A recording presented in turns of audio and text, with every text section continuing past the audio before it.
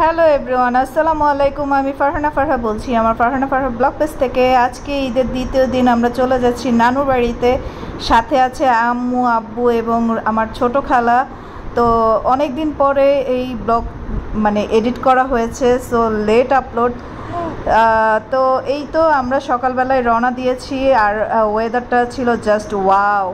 তো কথা বলতে বলতেই চলে আসলাম। এই যে আমরা নানুর বাড়িতে ঢুকছি, ঢুকার পথেই হচ্ছে আমাদের নানুর বাড়ির প্রধান মসজিদটা পার হয়েই তারপরে একটু ঘুরেই আমাদের নানুর বাড়ির রাস্তা। এই তো চলে আসলাম নানুর বাড়ির উঠোনে। আর নানু ছাড়া নানুর বাড়ি একদমই শূন্য শূন্য লাগে। যদিও নানুর বাড়িতে যাই ঠিকই, বাট নানুকে অনেক মিস করি। এই যে মামারা আমাদের জন্য অধীর আগ্রহে অপেক্ষা করছে। মামারা ঈদ করেছে বাড়িতে।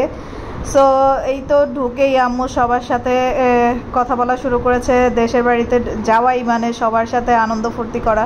আর আম্মু যেহেতু অনেক দিন পরে আসছে, তো সবার সাথেই মজা করছে। আর ঈদের পর যেহেতু, তো মামারা আব্বুর সাথে কোলাকুলি করছে। আর দেশের বাড়ি যাব, আম পেড়ে খাবো না, এটা তো হবেই না। তো তামজিদ আর আকিব উঠে গেল চালের আম পাড়ার জন্য। হ্যাঁ, আম যেহেতু এখনো বড় হয়নি, অনেক ছোট ছোট, সো আম পাড়া হচ্ছে। আমি বারবার মানা করছি এগুলো অনেক ছোট, না পারার জন্য, এগুলো খেয়ে মজা লাগবে না, কিন্তু তারপরও তারা আম ভর্তা খাবে এবং আমাকেও খাওয়াবে। সো এই জন্যই বড় বড় দেখে যতটুকু বড় পাচ্ছে সেগুলোই পারা হচ্ছে।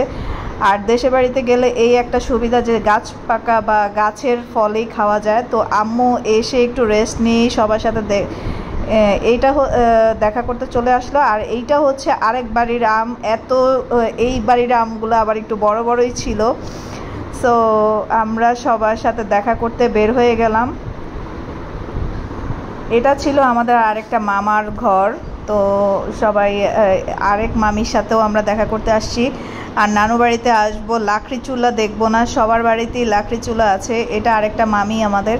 তো মামা খুবই অসুস্থ, বিছানায় পড়া। তো আম্মু একটু দেখা করতে গেল। এই দেখেন বড়ই, বছরের শেষ বড়ই। এটা আমার আরেক নানুর বাড়ির বড়ই, চেয়ারম্যান নানু বলে। আর এইখানে হচ্ছে আরেক মামি না মামু, নানুর বাড়ি বলতে পারি না, আম্মু চিনে। সো এখানে আসছি আমরা পেঁপে নিতে।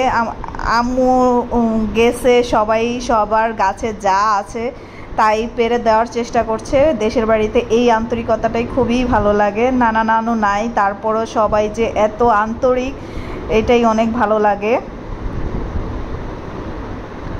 তো এখানে পেঁপে পাড়া হচ্ছে। আর এই যেই আম পাড়া হয়েছিল সেই আমের ভর্তা বানানো হয়েছে, আমরা এখন মজা করে খাচ্ছি। সো পাড়া বেড়ানো শেষ হয়ে আমি একটু আমার নিজের ভিডিও করছি। এদিক দিয়ে মামারা ডাব পেড়ে এনেছে।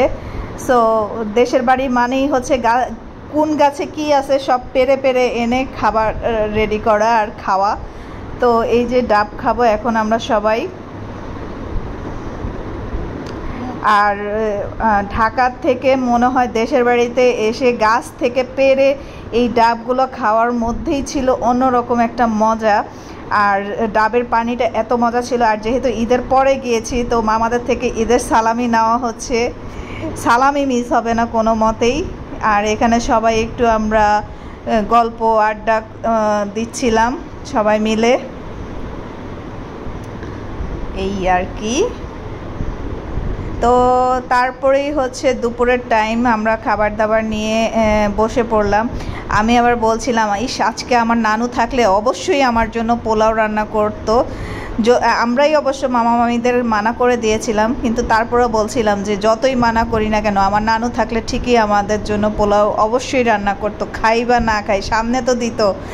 তো এই তো আজকে যেহেতু ঈদের দ্বিতীয় দিন মাংস টাংস খেতে ভালো লাগছিল না, আম্মুরা বলেছে মাছ, শাক, ডাল এগুলোই করতে।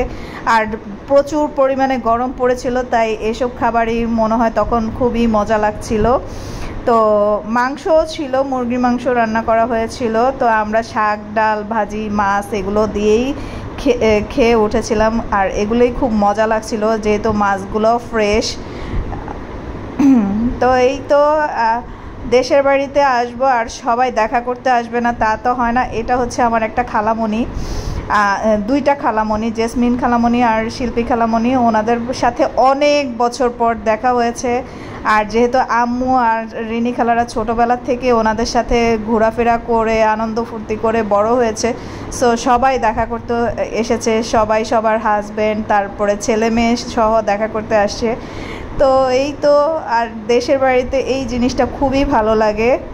তো সবার সাথে দেখা সাক্ষাৎ করে এখন আমাদের যাওয়ার টাইম, সন্ধ্যার টাইমে আমরা একটু চা নাস্তা খেয়ে নিয়ে তারপরে রওনা হব। তো ভিডিওটা যদি আপনাদের কাছে ভালো লেগে থাকে অবশ্যই লাইক কমেন্ট শেয়ার করবেন আর এইভাবেই আমাকে সাপোর্ট করে যাবেন। অনেক দিন পরে আজকে ব্লগটা দিয়েছি, তো এইভাবে অনেকগুলো ব্লগ আপনাদের সাথে শেয়ার করব।